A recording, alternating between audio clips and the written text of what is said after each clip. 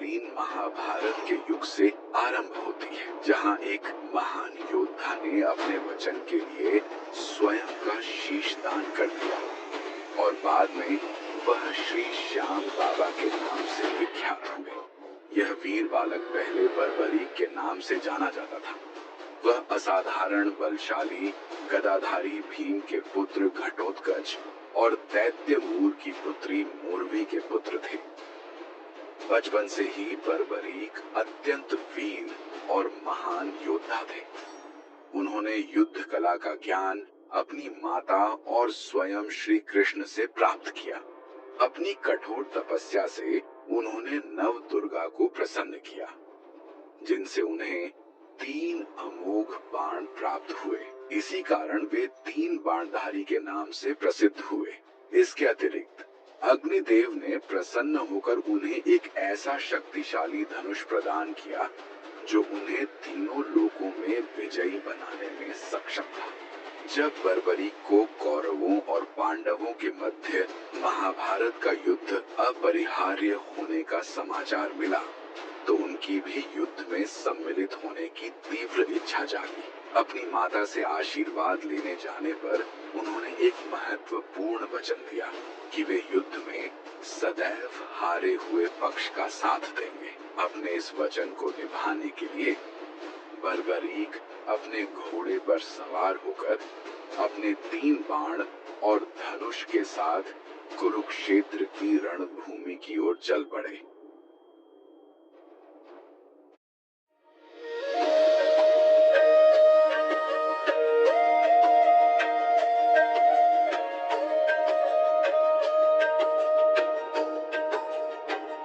रणभूमि की ओर जाते समय सर्वव्यापी श्री कृष्ण ने ब्राह्मण भेष धारण कर बर्बरीक के बारे में जानने के लिए उन्हें रोका और यह जानकर उनकी हंसी उड़ाई कि वह मात्र 3 बाण से युद्ध में सम्मिलित होने आया है।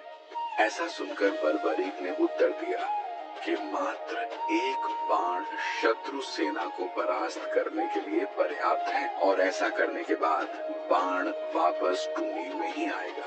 यदि तीनों बाणों को प्रयोग में लिया गया तो पूरे ब्रह्मांड का विनाश हो जाएगा। यह जानकर भगवान कृष्ण ने उन्हें चुनौती दी कि इस वृक्ष के सभी पत्तों को वेद कर दिखलाओ। वे दोनों पीपल के वृक्ष के नीचे खड़े थे। बर्बरीक ने चुनौती स्वीकार की और अपने तूणीर से एक बाण निकाला और ईश्वर को स्मरण कर बाण पेड़ के पत्तों की ओर चलाया। बाण ने क्षण भर में पेड़ के सभी पत्तों को वेद दिया और श्री कृष्ण के पैर के इर्द गिर्द चक्कर लगाने लगा, क्योंकि एक पत्ता उन्होंने अपने पैर के नीचे छुपा दिया था। बर्बरीक ने कहा कि आप अपने पैर को हटा लीजिए, अन्यथा ये बाण आपके पैर को भी वेध देगा। तब ब्राह्मण रूपी श्री कृष्ण ने बर्बरीक से दान की अभिलाषा व्यक्त की। वीर बर्बरीक ने तत्काल उन्हें वचन दिया और दान मांगने को कहा। ब्राह्मण ने उनसे उनके शीश का दान मांगा। बर्बरीक क्षण भर के लिए अचंभित हुए, पर वह अपने वचन से अडिग नहीं हो सकते थे। उन्होंने कहा कि एक साधारण ब्राह्मण इस प्रकार का दान नहीं मांग सकता। अतः उन्होंने ब्राह्मण से अपने वास्तविक स्वरूप को प्रकट करने की प्रार्थना की। ब्राह्मण रूपी श्री कृष्ण अपने रूप में आ गए। श्री कृष्ण ने बर्बरीक को शीश दान मांगने का कारण समझाया। युद्ध आरंभ होने से पूर्व युद्ध भूमि के पूजन के लिए तीनों लोकों के सर्वश्रेष्ठ क्षत्रिय के शीश की आहुति देनी होती थी और इसलिए वे ऐसा करने के लिए विवश थे। बर्बरीक ने उनकी बात स्वीकार की और उनसे अंत तक युद्ध देखने की प्रार्थना की।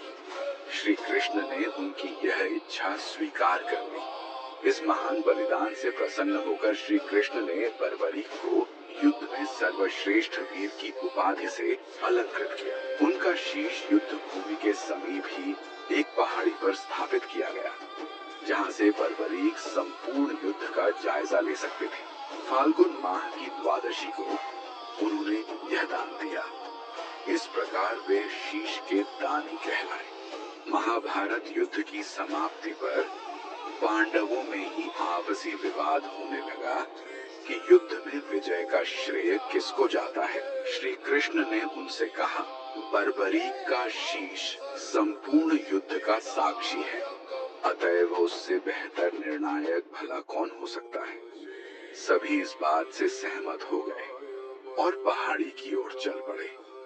वहां पहुंचकर बर्बरीक के शीश ने उत्तर दिया कि श्री कृष्ण ही युद्ध में विजय प्राप्त कराने में सबसे महान पात्र हैं। उनकी शिक्षा, उपस्थिति, युद्ध नीति ही निर्णायक थी। उन्हें युद्ध भूमि में सिर्फ उनका सुदर्शन चक्र घूमता हुआ दिखाई दे रहा था, जो शत्रु सेना को काट रहा था। महाकाली कृष्ण के आदेश पर शत्रु सेना के रक्त से भरे प्यालों का सेवन कर रही थी। श्री कृष्ण वीर बर्बरीक के महान बलिदान से काफी प्रसन्न हुए और वरदान दिया कि कलयुग में तुम श्याम नाम से जाने जाओगे, क्योंकि उस युग में हारे हुए का साथ देने वाला ही श्याम नाम धारण करने में समर्थ है। उनका शीश खाटू नगर वर्तमान राजस्थान राज्य के सीकर जिला में दफनाया गया था। ऐसी ही कहानियां सुनने के लिए हॉप सब्सक्राइब मिथ नोवा AI।